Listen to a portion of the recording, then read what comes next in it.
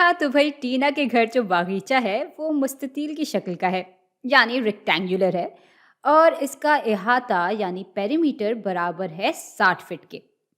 अब कह रहे हैं कि अगर इस बागीचे की लंबाई उसकी चौड़ाई से दुगनी है तो इस बागीचे का तूल व अर्ज यानी डायमेंशंस क्या होंगे।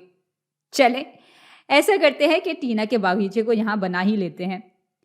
ये उसकी लंबाई है और ये उसकी चौड़ाई है। लंबाई चौड़ाई से दुगनी है, यानी अगर चौड़ाई W फीट है तो लंबाई 2 ज़रब W के बराबर होगी।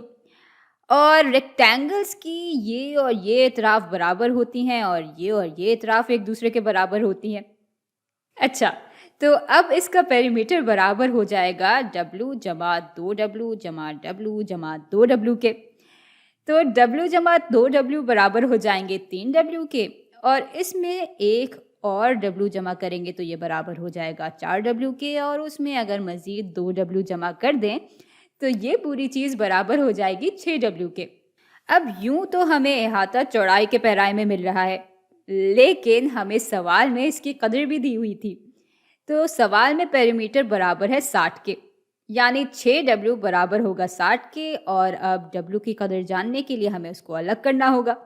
अलग करने के लिए हमें इक्वेशन के दोनों हिस्सों को 6 से तकसीम करना होगा ताकि इक्वेशन की बराबरी भी कायम रहे और यहाँ से W अलग भी हो जाए। तो ये कट के W के बराबर आ जाएगा और 60/6 बराबर होते हैं 10 के, यानी टीना के बागीचे की चौड़ाई बराबर है 10 फीट के।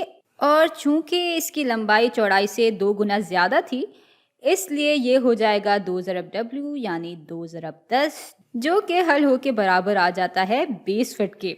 तो ये बागीचा 20 बाय 10 फीट का है।